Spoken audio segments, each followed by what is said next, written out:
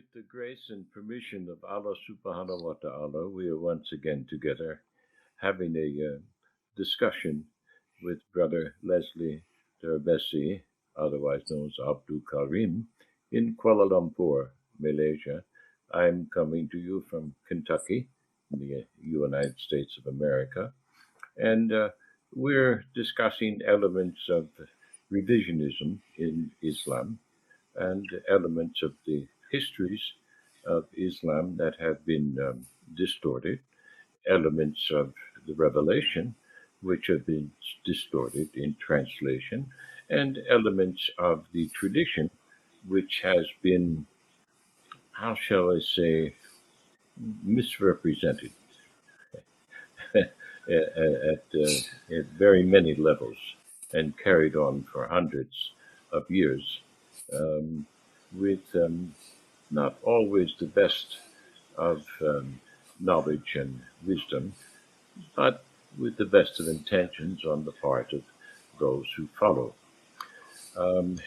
But as you know, um, when you get stopped by a policeman on the highway, and you say, "Oh, I didn't know, us officer. I didn't know that was a law." The police officer is still going to hold you responsible, you see, for the law. And of course, it depends a little bit on how dangerous you had to put other people and yourself at risk. Now, if you're following certain traditions and doctrines in ignorance and you're putting others at risk, your intentions might be good, but the outcomes, the results of your actions and your beliefs, how shall we say that? We say beliefs because many people believe many things without actually having any primary knowledge of the things that they say they believe. So, and we can say that, oh, okay, well, yeah, all religion suffers from that to a certain degree. And the atheists say, oh, well, you have no proof that God exists. And of course, Muslims counter that by saying, well, creation is proof enough.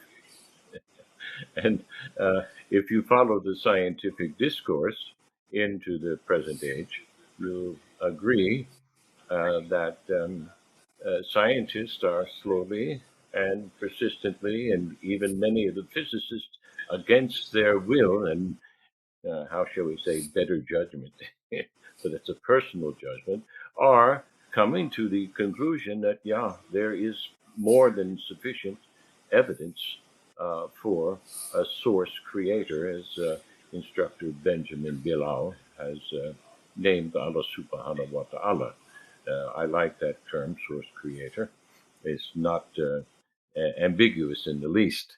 So we're not discussing that sort of belief system, but we are discussing beliefs in certain traditions attributed to the prophet, attributed to the companions, attributed to rituals and necessary items of the religion, which may not be all that necessary as well. Um, what is necessary, to my knowledge, is the belief, the faith, and the uh, faithfulness in willful actions that bring about the production of good fruit. And as the prophet Isa said, the son of Miriam, who's called Jesus Christ by many, and that's erroneously because his name was never Jesus or the Christ.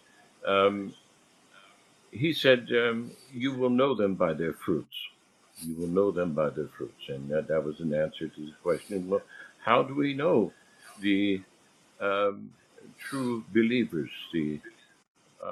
I'm sure the Arabists have all sorts of terms for people who believe in God, but believing is not sufficient because the New Testament also says faith without works is dead.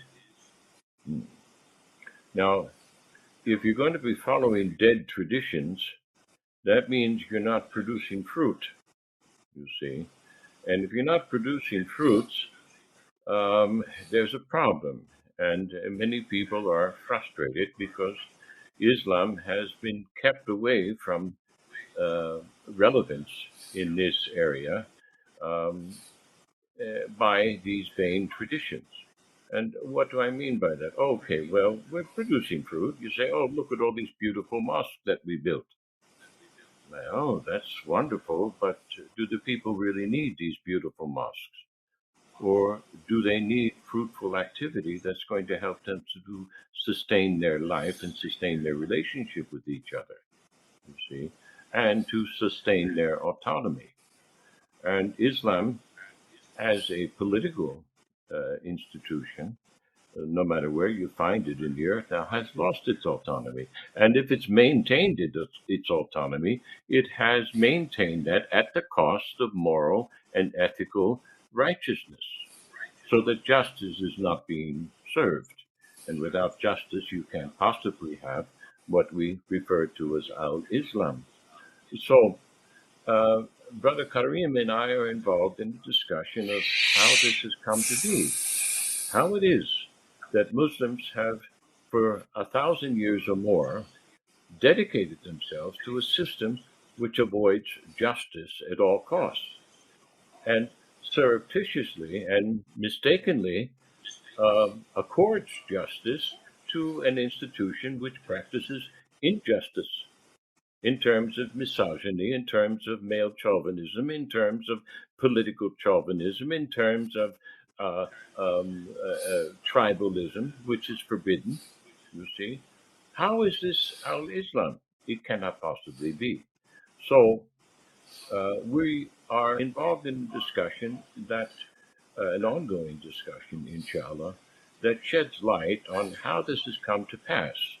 And our um, habit has been for me to give these introductions and then ask Brother Karim, who is well versed in the history and in the doctrinal positions, whether good or for bad, you see, of those who claim Al Islam. And so I have some questions for you today, dear brother. And inshallah, uh, we'll seek an answer through whatever it is and that not Allah has placed in your knowledge bank and in your heart. Um, with respect to the history thus far, we've covered certain things that have gone through the initial institutions of Islam during the first 200 to 300 years. We approached the Ottomans, but that's still a bit premature in this discussion so far. We've discussed how it is that the early Muslims had um, rejected rationalism. They rejected the ability of men to discern for themselves and to think for themselves and said, oh no, the leader said, no, you can't do that. We're the interpreters, we're the intermediaries, we are the priesthood, you see, if you will. And that has come down to us now as an institution, which many call the ulama. Um, and this has positive attributes, but many of these attributes are, I say, anti-Islamic. You see, because we don't need an intermediary. What we need is someone who really knows what they're doing, who's really studied the issue and said, well, this is what it appears to say. You see, in terms of translation, this is what the allegory appears to mean in terms of an ongoing knowledge of previous scriptures, because the Quran says itself it came to complete what came before and to explain it and to correct what came before. So if you don't know what came before, how can you know what the Quran is correcting or completing? You see, and many of this area of knowledge is being ignored. And I pursue this with Brother Karim and a few other people that I have the great privilege to have an ongoing discussion with. Um, and we seem to come into agreement that Muslim scholars have have inclined towards a bias which prevents the ulama, prevents the ulama coming up, the new ulama, the people who are entering the madrasas, the people who are coming up as the so-called scholars, and prevents the pedestrian Muslim from attaining knowledge, real knowledge, you see. And this is a form of repression of fitra, because without knowledge you remain ignorant, and if you are ignorant, you cannot do your best. And if you cannot do your best, you cannot serve Allah subhanahu wa ta'ala and maintain the dominion that requires the practice of justice. If you're ignorant of what justice is, how can you enforce it? You see? And if you are ignorant of the ways and means of your enemy who has infiltrated your system, and we have established that that is the case here and in other places, which I conduct such investigations, we know that Islam was infiltrated. We know. This is fact, but it is not discussed. So the ulama is avoiding the discussion of these subjects. It's avoiding the discussion of mistranslations. It's avoiding the discussion of false histories. It's avoiding the discussion of the overwhelming amount and majority of false, manufactured, fabricated hadith. You see, this is a major, major problem. And if it's not discussed, if you don't recognize the problem, if you don't admit you have a problem, you cannot correct it. And you will continue to do what idiots do. Keep on doing the same thing, expecting a better result. It doesn't happen. All that happens is you build another masjid or build another madrasa to continue the facade, to continue the denial of truth. This is not Islam. This is not Islam. And so, with having said that, Brother Karim, um, I will give you maybe perhaps a pointed question here. How is it, in your um, estimation, and from what it is that you have studied, how is it that Islam has attained its knowledge and practice of the rituals which they claim to be genuine and authentic? Would you care to address that? Yes, thank you.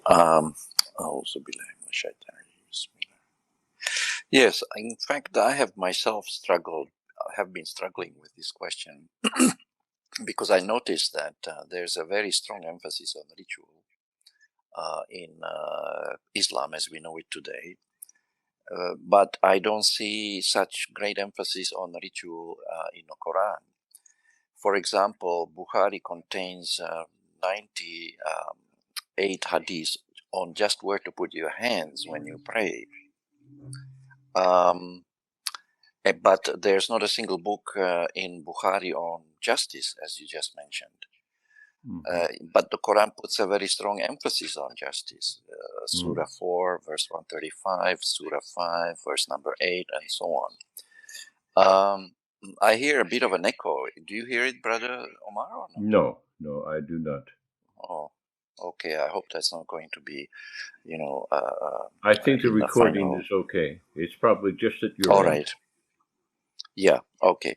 So, yes, definitely there has been a massive shift of emphasis, I think, from the ethical teachings of the Quran to a ritual. Likewise, we do not find any books in Bukhari about ethics. We don't find any book in Bukhari about rationality. And we do not find any book in Bukhari on freedom. So to me, these are massive, massive omissions. And so one begins to wonder what happened. How did this happen and what is the significance of it?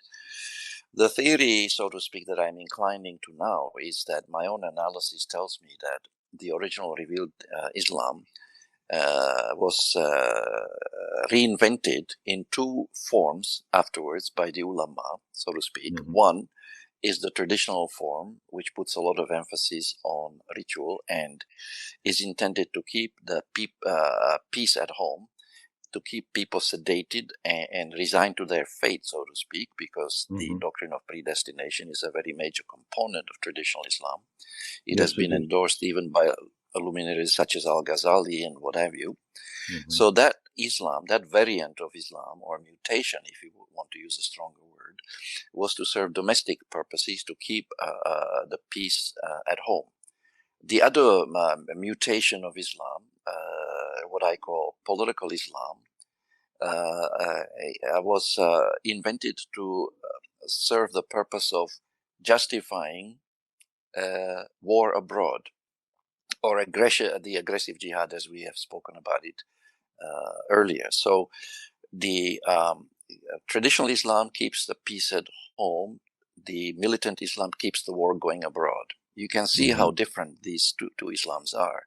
Mm-hmm. Of course, both of them deny certain very basic teachings of the Quran. For instance, the Quran does not at all endorse the doctrine of abrogation. And certainly the Quran does not endorse the aggressive jihad or jihad al-talab, or spreading Islam by the sword, which is actually a direct violation of the prohibition of compulsion in religion in Surah Al-Baqarah, verse 256.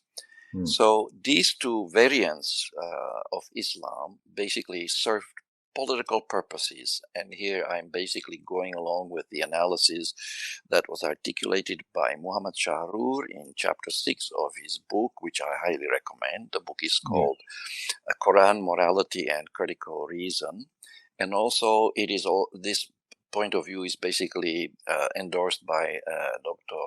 Omar Ramahi. He is in Canada, professor of. He's a professor at one of the Canadian universities, and his book is called, just published recently. It's called Muslims' Greatest Challenge: Choosing Between Islam and Tradition.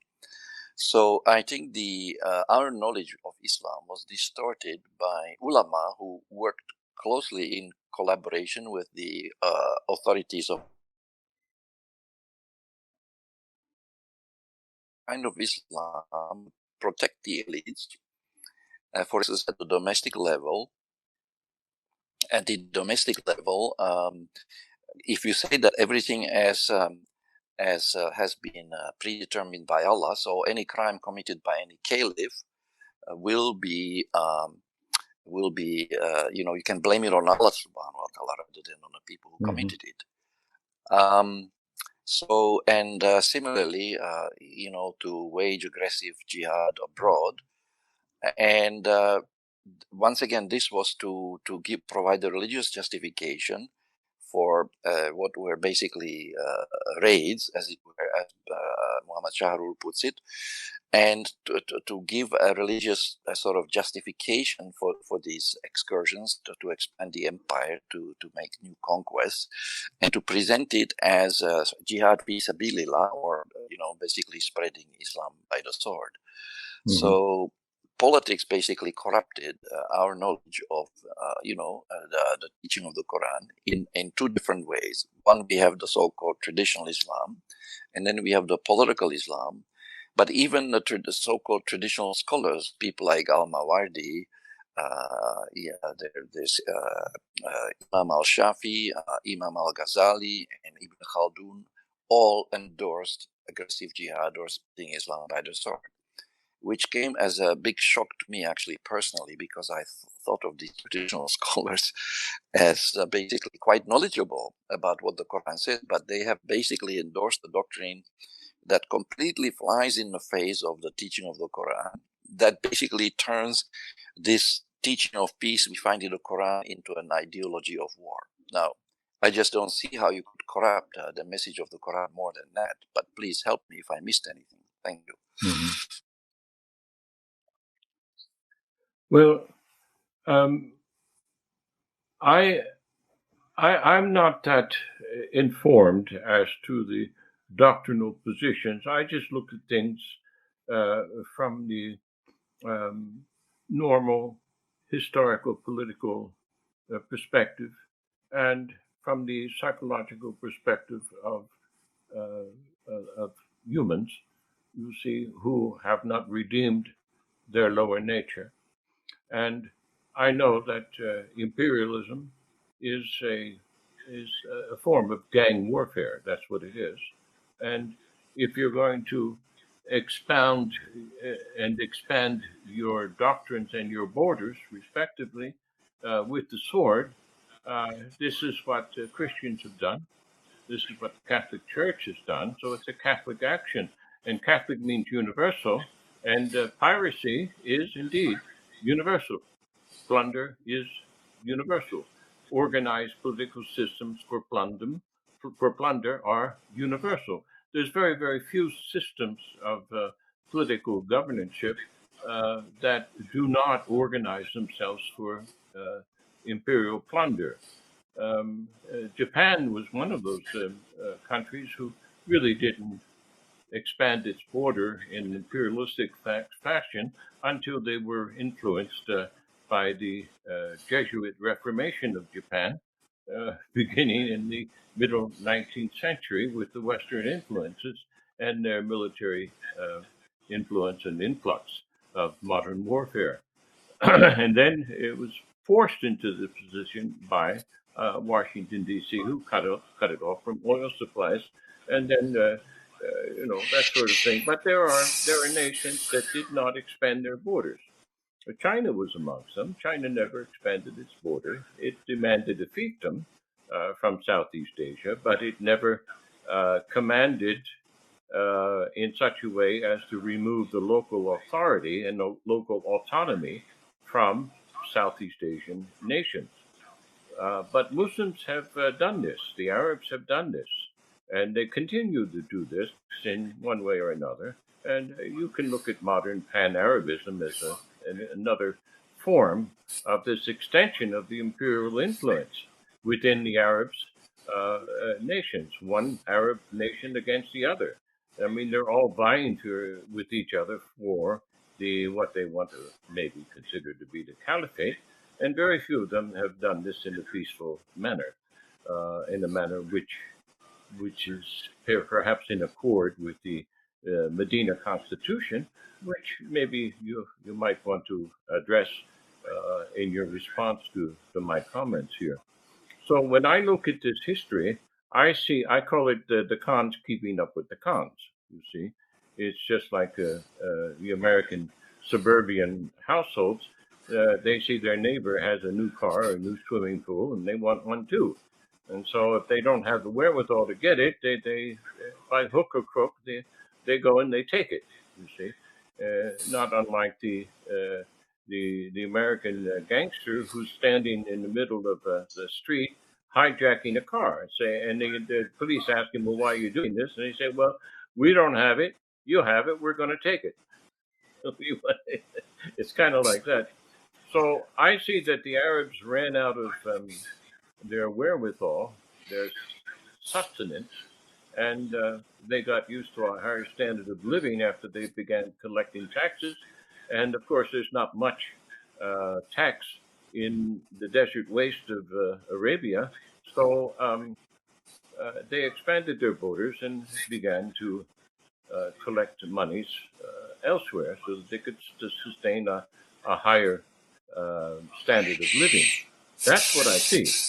And they used religion as an excuse for this.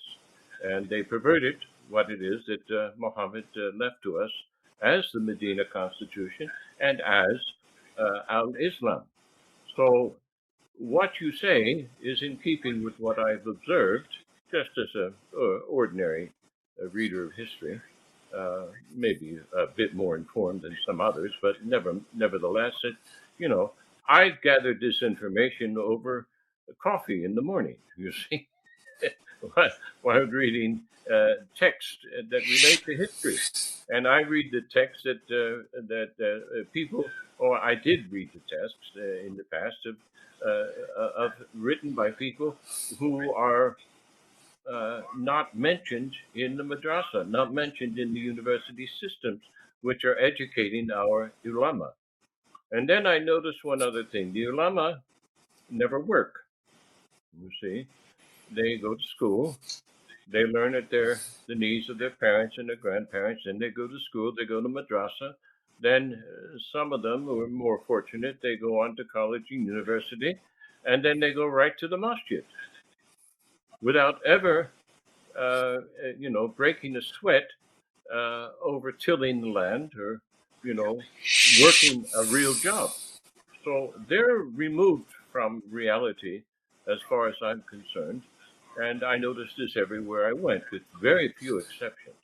Very few exceptions of the ulama who have actually gone out into the world, became military generals or captains or of the military or of industry or of the small business, and then returned in their retirement years to the study of the theology, and then entered into the ranks of what you might call a theological or theologian, who then expresses what he or she perceives to be the truth of religion, but based on personal experience. So these people are students. You see, they've never worked.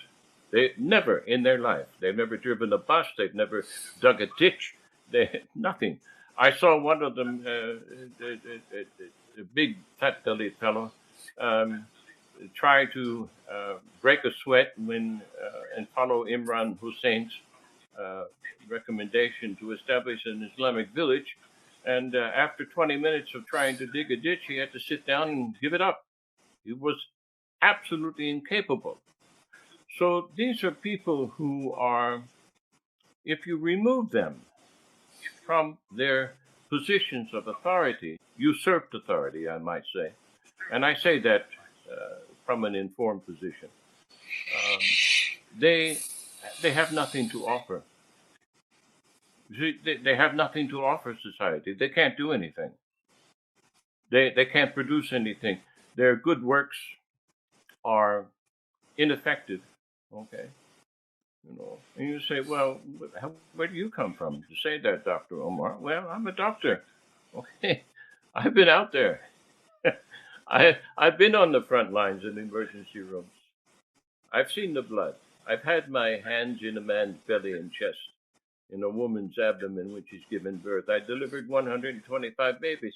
I can produce more than theological opinions, you see. And so a you've got an ummah that has remained ignorant at the hands of these people who have nothing else to offer other than their learning at the hands of people who have been teaching the same things like a broken record over and over and over again for 1,200 years. So um, that's my observation in response to what you've just said. And I think the two will corroborate, you see, a certain summary of the reality, you see. So, um, with that having been said, I invite you to continue your half of the narrative here and see if we can progress to further corroboration of what it is that has gone wrong. And let's try to add what it is that can possibly be added now to correct the situation, to correct the circumstances that many Muslims find themselves in because their religion is no longer relevant other than some sort of customary cultural safety net, you see, to which they run to when all else fails, and all else is failing, you see. And the ulama and the ummah are supposed to prevent this failure. That's why they were given Islam, Al Islam. That's why Muhammad uh, bequeathed to us the Quran and the doctrines and his example of having established it in Medina, you see, and then having to reinforce the walls of uh, Islam by enforcing justice when the Medina Constitution was not upheld by those who signed it, you see. So um, he didn't, in other words, what I see here, I see is a certain amount of injustice. For example, one of the caliphs declared war on one of the tribes who failed to pay tax. Well, is that in the Quran? You see, is that what Islam is supposed to do? Is that what Islamic leaders are supposed to do? Yeah. I don't think so. I don't think so. You know, we have this element of free will, and if you want to accept Islam, well, that's fine. If you want to accept some of its practices, that's also fine. That's between you and your creator. It's not between you and me. You see, the Constitution of Medina was one of cooperation for defense of the unit that they called Medina, and it actually changed the name of the place. I understand for that purpose because you have in there the word Deen, and the word Deen has everything to do with what is to be decided upon by the elders in the community to complete through acts of conscious will, you see, so that we enforce the defense of the unit that we have created. It was kind of a federation, a loose federation. This was the first example of Al Islam, but there was no dictatorial power there. There was the only time the Prophet, to my knowledge, intervened was when he was betrayed. Was when there was treachery. You see, you can't trust your back to someone who says they're going to defend you and then stick a knife in it. No, this has to be addressed. This has to be countered, and that's what he had to do, and he did it very, very wisely. But he didn't enforce himself or any of his practices in Islam upon anyone in Medina, to my knowledge. You know, people came of their own free will, and they cooperated with him of their own free will. There was no tyrannical, you have to pray this way or you have to pray at such and such a time. None of that. I don't see any of that in anything that I was able to read of the history, the uncorrupted history, which is very hard to come by. And there's none of that is in the Quran. I don't see it in the Quran. The Quran tells you certain, no uncertain terms that there's no force in religion. Well, there's no force in religion, and how can I force you to do something I consider to be religious? You see, that's that's untenable. It's irrational. But this is the way that tyranny operates. And we see that now in China, for example. It's the same phenomena. What they're doing in China with these lockdowns and all this COVID nonsense, it's just tyranny. There's no reason for it. There's no medical rationale for any of it. And yet they are enforcing this thing on their people. It's the same kind of tyranny in the religious system. And then to expand this, to go beyond the borders, you see, into other nations and begin to enforce it there, like as the Arabs most definitely did. This is Islam by the sword. This is enforcement by the sword. It's not acknowledged in the Quran. If I persuade you to become a Muslim because you like the things I do and you like the things I say, you like the fruit that I'm producing by my example and by the activities that I produce and by the way I think, and you become a Muslim like me, well, that's good. That doesn't give me any rights over you or your household or whatever it is that Allah has provided for you. There's no right there. So I don't have the right to come into your household and say, hey, you know, you're not praying 5 times a day, so we got to do something about this, you know. Or I don't have the right to for you to send your child to me at my madrasa and then beat him because he's not pronouncing the Arabic in the correct way, rap him on the knuckles or rap his behind. No, I don't have the right to do that. What gives me the right to do that? The only thing that gives me the right to do that is my own selfish thinking.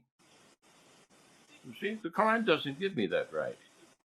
Not that I see. So that's my response, and I know it's a little maybe emotionally involved, but nevertheless, that's my response. And I probably could go on and on, but I'm sure that you could add to that in a much more uh, intelligent manner.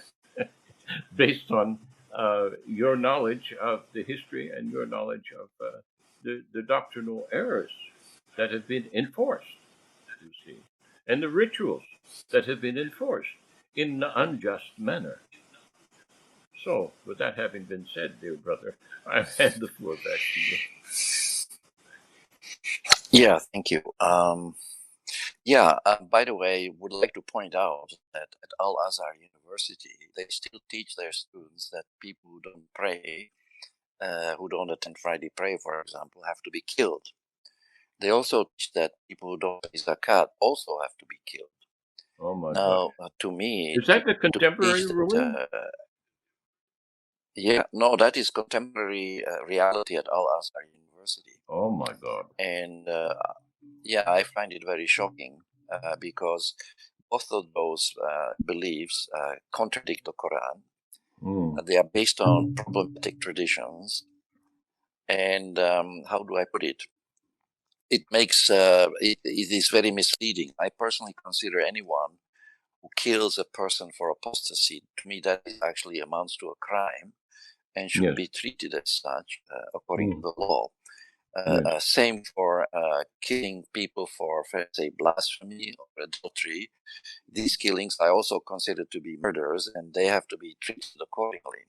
It's just that Sharia has become so corrupted with the when the Hadith overruled the clear rulings of Allah in the Quran. This was a form of a lapse into shirk of some sort, where the words of human beings, the transmitters, were permitted to overrule and in fact abrogate and replace the rules of Allah.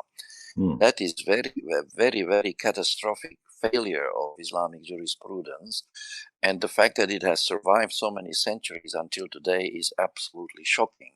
The only way I can explain it to myself and whoever cares to listen is that only if you shut down your mind will you accept such beliefs, because no person is right-minded who has read the Quran would ever accept these beliefs that you have to kill people for blasphemy, apostasy, and adultery, for not paying zakat even, and for not praying the Friday prayer. This is a complete breakdown of reason and rationality. And by the way, Abu Bakr, when he went to war against what he called the apostates, he actually did not follow the Sunnah of the Prophet, because the Prophet himself never killed anyone for apostasy. So he, in fact, departed from both the Sunnah of the Prophet and the Quran, because the Quran does not prescribe any death penalty for apostasy, and it does not identify failure to pay zakat as a crime, a punishable crime. So unfortunately, what we have seen in Islamic intellectual history is a very serious corruption of the methodology of arriving at the rulings of the Sharia, and all this to be revised, rebuilt from bottom up, and based on assumptions that are in line with the teaching of the Quran rather than assumptions that go directly against it. And I think I mentioned a few assumptions in our earlier talks. The way the Mufassirun describe the Quran is directly opposite of how the Quran presents itself. Because the Quran says that this is a clear book, Haza Kitabul Mubin. But the Ummah, the Mufassirun, developed a very complex science of tafsir that assumes exactly the contrary. There are unclear verses or words in the Quran. That's one. Another assumption that conventional tafsir makes is that the Quran is incomplete. Now, they have the audacity to make this allegation in the face of clear verses in the Quran, which say that the Quran is complete, comprehensive, and that Allah Ta'ala explains everything in detail. A third example of how these ulama contradict the Quran, they are basically asking us to disbelieve in these statements in the Quran, which describe it as a book that is clear and book that is complete. And by the way, whenever somebody doubts or stops believing in a single verse of the Quran, they are very quick to jump and say, oh, you have left Islam because you have disbelieved in one verse of the Quran. Well, what are they doing? They are asking us, the entire Ummah, to stop believing in the verses that teach that the Quran is clear and that it is complete. And the third example I can give is the Quran presents itself as a coherent book. in which we are not going to be able to find inconsistencies or contradictions. But what did the ulama say? Well, they say exactly the opposite. They say that there are many contradictions in the Quran.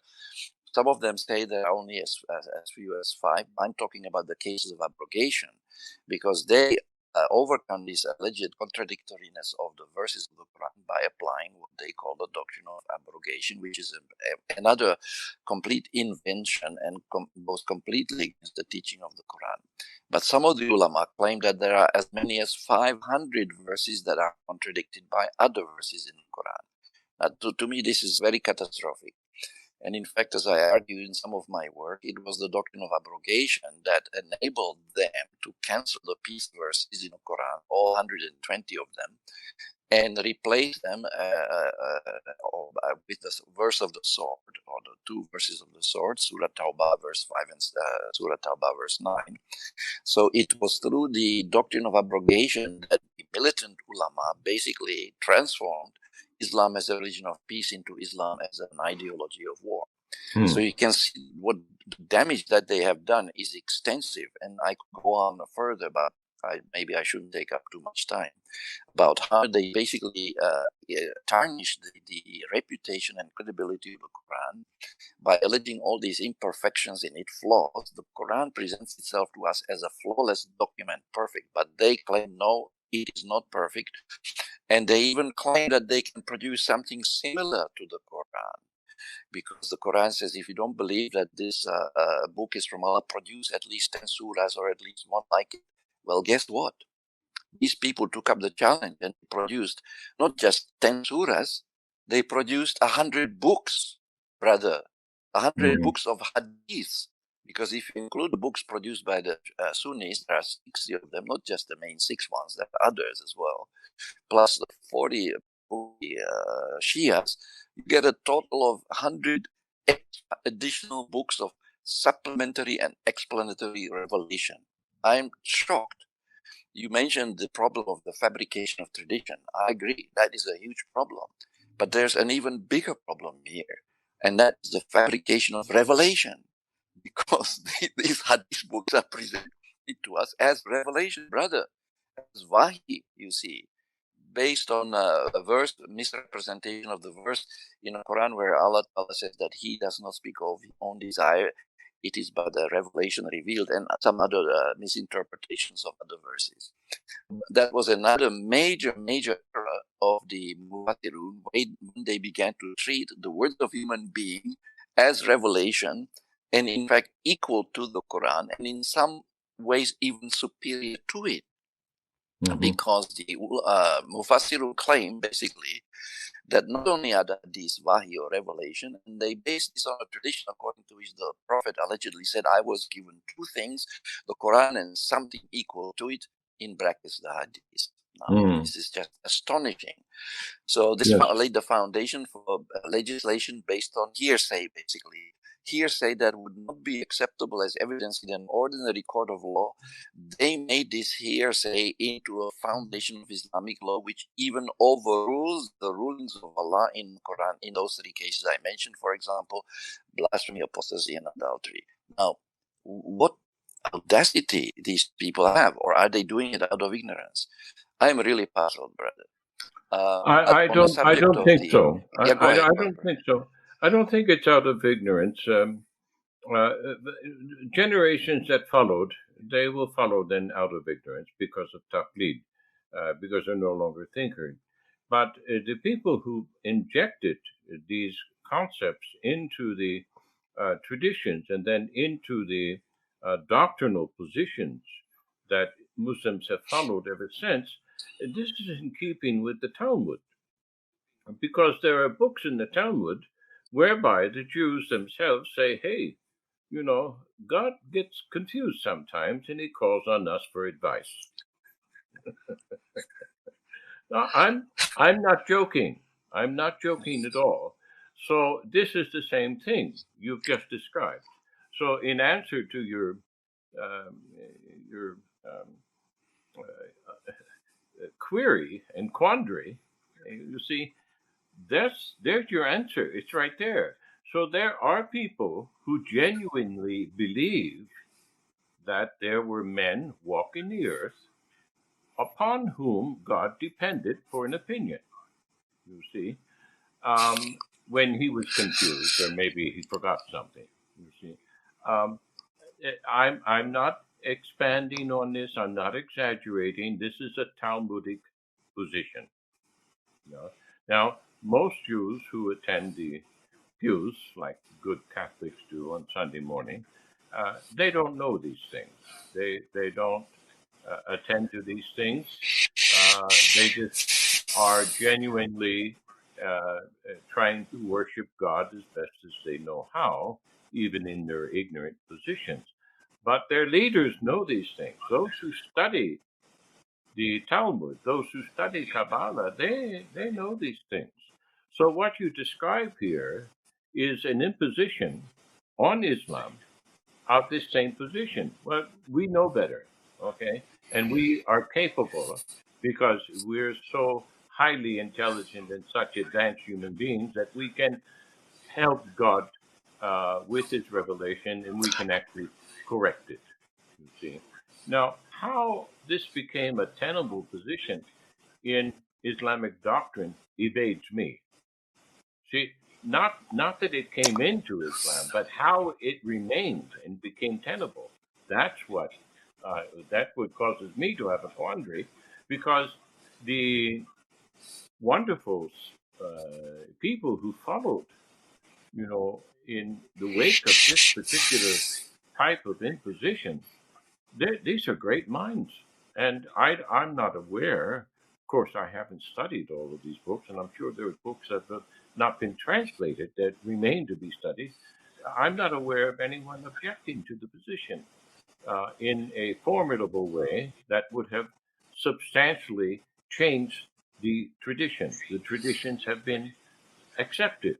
And we have modern day scholars um, who have become very popular, and they're holding hands with the chaplains out of the Vatican and out of the Buddhist empire and elsewhere, with holding hands on the stage with Hindu shamans and all this sort of thing, and professing the perennialist position, and they're kind of saying, hey, um, you know, um, we have this, and we know I've heard them say, we know that there are a great substantial amount of traditions which have been fabricated, and but nevertheless, this is the direction which we're taking the Ummah. You see, based on, and they still maintain the traditional position, and they don't correct the position. You see, they're not taking the steps to correct the position, and that's what disturbs me. You say, okay, I heard Hamza Yusuf say, okay, well, there's only about 500 reliable hadith. Okay, sir, will you please give me the book with those 500 that are really reliable, and let the people know that the other 100,000 or so are just, to be ignored. Which one of these are the 500? Where's that book? We don't have it. And you have to ask the question, why don't we have it? And then I listen to somebody like Yusuf Estes, who gives a wonderful history of Freemasonry, but he ignores the Jewish influence. He ignores the influence of the Kabbalah. He ignores the imposition of the Vatican in Israel. He just ignores it, as if Freemasons are just some sort of fellowship of good old boys who just got together to get along and took the wrong idea and took a wrong turn someplace without Jewish or Vatican influence and direction, you see. And I know from having studied the history that this same sort of Jewish and Vatican influence entered and corrupted Islam. I know that. It's a fact, you see. And how they entered and how they did it and how it remained without this corruption, without correction. This is what disturbs me. And when I did bring it up at the council tables amongst the ulama, no one once wanted to discuss it. Everyone wanted to withdraw to their positions of safety. And it's a political decision. It's not a theological position. It's not a philosophical position. It's not a religious position at all. It's a political decision, one to remain under the safety net of the powers that be. Well, the powers that be, you see, are the same powers that established the system of idolatry that our beloved prophet brought down. It's the same system. There's no difference. Isa identified it amongst the Jews. The prophet Ezekiel identified it amongst the Jews. Bani Israel, even then, before the Bani Israel became Jews, okay, before the Babylonian captivity, after which it only got worse, and before the Catholic Church became Catholic. It's the same system of idolatry. It was there in the Kaaba. It was there in Medina. And he brought it to an end. And then they bring all this stuff back in, you see, slowly and surely. And then our scholars don't correct it. They don't take the effort to correct it. And the people, the students who are genuinely seeking the truth, have to rely on people like yourself and myself to bring this to the table over the internet here so that it can be at least discussed or at least be made known. This is outrageous. It's outrageous that the ulama should boldly go forth as if this problem doesn't exist, as if the corruption did not enter Islam, as if there's no correction to be made. You see, this disturbs me, dear brother. This disturbs me, and I'm sure it disturbs you as well. Oh, very, very much so. Now, you mentioned you were asking why nobody comes along, or so few people come along and question these beliefs. Well, the mafia has a code of conduct, called the code of silence. Yes. So why are the ulama silent about this, and others as well? Well, because the ulama declared that anyone who, as it were, breaks the code of silence or basically disagrees with their opinion has left the fold of Islam, and you know what that means according to their teaching. Yes. Such a person who left the fold of Islam because he disagreed with the ulama has to be killed. So they're basically threatening any dissenting opinions with death. How different is that from the way the mafia operates? That's what I would like to know.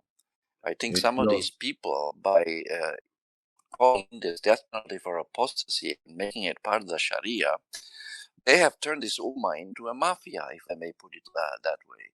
And Muhammad Shahru refers to it when he says the threat of being killed for apostasy hangs over the Muslims. Any Muslim who wants to express a different opinion, he refers to it as, this threat, he refers to it as, I quote, intellectual terrorism.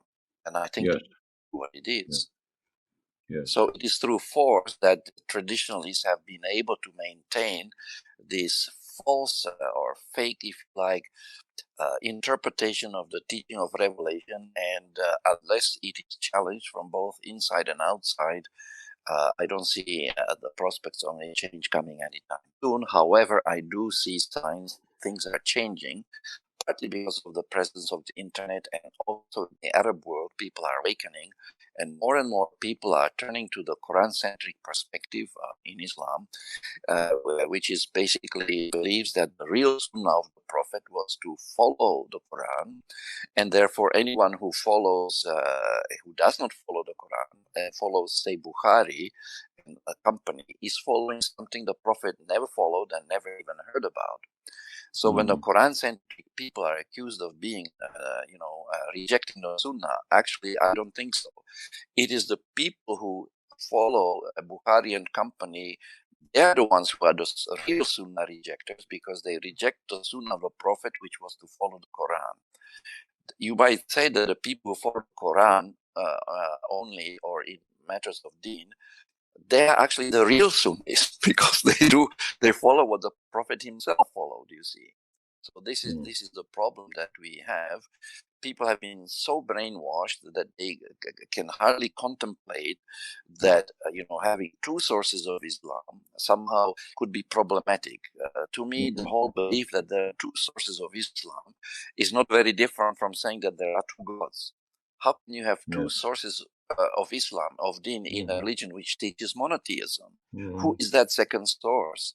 You see, so they have elevated not just the Prophet, peace be on him, but even the transmitters to the rank of lawgivers. Brother, this is really, really catastrophic. So where do we even begin to rectify these aberrations in both Islamic jurisprudence and exegesis? We have to begin somewhere. Could be in a clubhouse, could be here, could be publishing stuff and what have you. So, yeah, perhaps I can just end my point there. Yes. Unless you want me to comment about the Charter of Medina very briefly. In fact, I'm publishing a book tomorrow, inshallah, called on this, where I talk about this issue.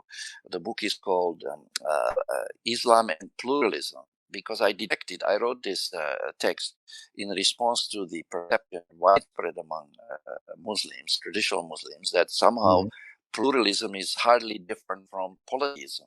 There's a huge difference. Pluralism, I know, it's incredible. The moment they hear the word pluralism, they think polytheism. That is very shallow thinking. You need to differentiate the two. Just because the country is practicing pluralism the way the Prophet practiced it in Medina, and that was reflected in the Medina constitution, it doesn't mean that the person who tolerates a plurality of ethnic groups under one umbrella, that does not make this person a polytheist. A polytheist is one who believes in more than one God. A person who believes in pluralism is the one who recognizes the verse in our Quran, I think Surah Al-Hujurat, where Allah Ta'ala says, we have made you into tribes and nations so you may not know one another, not that you may despise one another. So here we have a basic confusion between polytheism and pluralism. You can have a perfectly plural society which retains its Islamic character in a sense that it is governed by a constitution that reflects Islamic principles, yet it allows people who are non-Muslims to coexist peacefully without putting them at risk or trying to force them to become Muslim, either by asking them to pay protection money like the mafia does, or submitting by this jihad al-talab, or this practice of aggressive jihad. So there's a lot of work ahead of us. We need to reinterpret, re-examine with a critical eye the traditional and political manifestations of Islam, and we need to go back to the drawing boards, start from square one, and rebuild the whole system of our knowledge, which has been unfortunately very, very deeply corrupted. Thank you. Yes, I agree with you. Let's pick this theme up: the Medina Constitution and pluralism versus perennialism, or any other kind of ism, including Islamism. Let's pick that up next week, and let's discuss the Medina Constitution in terms of what it is that you are now expressing in your new book with respect to pluralism and the political position that should be taken amongst those and by those who adhere to al-Islam, inshallah. So, with that having been said, brother, I want to thank you once again for another wonderful discourse. I think we had a little bit of difficulty with the transmission here, but I still believe we can understand most of what it is that you had to say. And inshallah, we'll have a better connection next week. So, inshallah, I invite you to continue to do what it is that God has determined for you to do, as I will do so here. And I enjoy this part of my life. It's the best part of my life, actually. And with that having been said, all praise belongs to Allah subhanahu wa ta'ala. Wassalamu alaikum wa rahmatullahi wa barakatuh. Wa alaikum salam.